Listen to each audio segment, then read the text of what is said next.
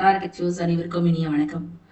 இன்னைக்கு நம்ம பார்க்கக்கூடிய பெண் ஆளுமையார் அப்படின்னு பாத்தீங்கன்னா, போராட்டங்களை வாழ்க்கையாக்கி கொண்ட அன்னை மணியம்மையார் பத்தி தான் நம்ம இன்னைக்கு பார்க்க போறோம். சோ அந்த வரலாற்றில் பெண்கள் அப்படிங்கிற தலைப்புல நம்ம இன்னைக்கு ரெண்டாவதா அந்த பாட்டை நம்ம என்ன செஞ்சுட்டு இருக்கோம்னா பார்த்துட்டு இருக்கோம். சோ முதல் பாட்டு நம்ம பார்த்திருக்கோம். சோ விடுதலை போராட்டத்தில் பெண்களின் பங்கு அப்படிங்கிறதுல இந்த மாதிரியான விஷயங்களை நீங்களும் தெரிஞ்சு வச்சுக்கிறது அப்படிங்கிறது ரொம்ப முக்கியம். வரலாற்றில் என்றுமே பெண்களுக்கு குறைந்த பக்கங்களை ஒதுக்கப்பட்டுள்ளன அப்படிங்கிறதான் உண்மை. அதுதான் அதனாலதான் என்ன பண்ணாங்கன்னா, இப்ப கூட சமீபத்திய காலமா என்ன பண்ணாங்கன்னா, பெண்களுக்கு 33% இடஒதுக்கீடு கொண்டு வரணும் அப்படின்னு சொல்லி ட்ரை பண்ணாங்க. பட் அது நடக்கல. சரி, இப்ப பார்க்கலாம். சாரி. தமிழ்நாட்டின் வளர்ச்சிக்கு பெரும் பங்காற்றிய பெரியாரினுடைய பெரும் தொண்டர்கள்ல ஒருத்தராக கருதப்படுறவர் தான் யார் அப்படின்னு பாத்தீங்கன்னா, அன்னை மணியம்மையார். பெரியாரினுடைய இணையராக இருந்து பின்னாடி திராவிட கழகத்தினுடைய தலைவராக மாறினவர். சோ பெரியாரினுடைய கொள்கைகளை உறுதியுடன் முன்னெடுத்தாரு. அவருடைய போராட்ட குணம் தமிழ் சமூகத்தினுடைய வளர்ச்சிக்கு உதவியது அப்படின்னு சொன்னோம்னா அது மிகையாகாது. வேலூர்ல கனகசபை பத்மாவதி இணையருக்கு மகளாக பிறந்தவள் தான் யார் அப்படின்னா மணியம்மையார். அவருடைய இயற்பெயர் என்ன அப்படின்னு பாத்தீங்கன்னா காந்திமதி. அவருடைய இயற்பெயர் காந்திமதி. யாரு? மணியம்மையாருடைய இயற்பெயர் காந்திமதி. பெரியாரின் மீது சிறு வயது முதலே பெரும் பற்று கொண்டிருந்தார். 1943ஆம் ஆண்டு தன்னோட 23வது வயசுல பெரியாரோட உடல்நிலையை கவனித்துக் கொள்ளும் அசிஸ்டண்டா ஜாயின் பண்றாங்க. பெரியார் தனது எழுத்துக்களிலும் பேச்சுக்களிலும் வெளிப்படுத்திய சமூக சீர்திருத்த கருத்துக்களால இவர் திராவிட இயக்கத்துல அதனை முழுமையாக இணைச்சு கொண்டாரு. அடுத்ததான் இவங்களுடைய திருமணம். இது பெரிய பேசும் பொருளாக்கப்பட்டது. 1949ஆம் ஆண்டு பெரியார் தன்னுடைய 70வது வயதுல சுமார் 30 வயதான மணியம்மையாரை கல்யாணம் பண்ணிக்கிறாங்க.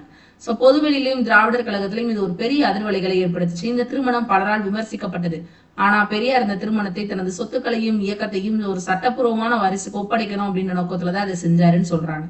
ஏன்னா அப்போதைய நிலவிய சட்ட விதிகளின்படி பெரியாருடைய மரணத்துக்கு பிறகு அவருடைய சொத்துக்கள் அரசுடைமையாக்கப்படலாம் வாரிசுகள் இல்லாததுனால அப்படின்னு நிலை இருந்துச்சு. அதனால இயக்கத்தினுடைய சொத்துக்களையும் தனது கொள்கைகளையும் பாதுகாப்பதற்கான ஒரு வழிமுறையாக இந்த திருமணத்தை பெரியார் கருதினாரு. இந்த திருமணம் திராவிட இயக்கத்துக்குள்ளேயே பிளவை ஏற்படுத்துச்சு. இருப்பினும் மணியம்மையார் பெரியாரோட கொள்கைகளையும் இயக்கத்தின் மீது ரொம்ப அர்ப்பணிப்பு கொண்டவர். இந்திய எதிர்ப்புக்கு எதிரான போராட்டங்கள்ல இந்த மணியம்மை ரொம்ப முக்கிய பங்காற்றினாங்க. 1948ஆம் ஆண்டு நடைபெற்ற இந்திய எதிர்ப்பு போராட்டத்துல பங்கேற்று கைது செய்யப்பட்டாங்க. இதுக்காக அவங்க எத்தனை மாதம் சிறையில் இருந்தாங்க அப்படின்னு பாத்தீங்கன்னா 3 மாதம்.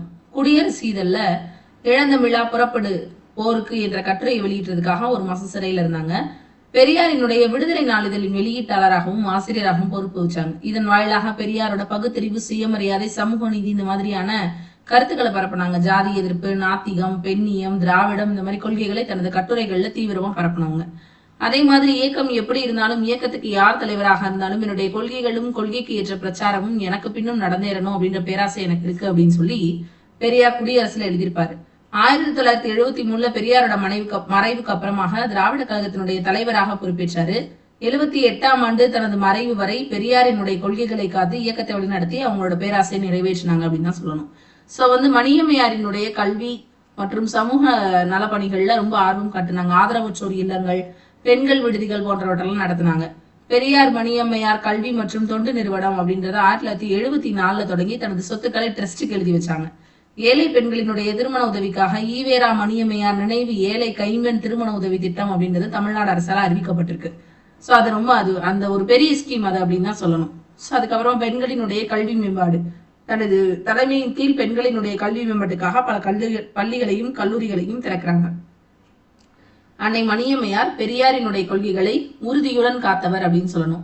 சமூக நீதி, பகுத்தறிவு, பெண்ணுரிமை ஆகிய பெரியாரினுடைய கனவுகளை தனது வாழ்நாள் முழுவதும் செயல்படுத்தி சென்றவர் தான் யார் அப்படின்னா மணியம்மையார். சோ தமிழ்நாடோட வரலாற்றுல தன்னிகரல்லா தலைவராக அவர் நிற்கிறாரு அப்படிங்கிறது தான் உண்மை. சோ இன்னைக்கு நம்ம பார்த்திருக்கக்கூடிய இந்த தலைப்பில் நம்ம பார்த்தது பெரியார் மணியம்மை அவங்கள பத்தி நம்ம பார்த்திருக்கோம்.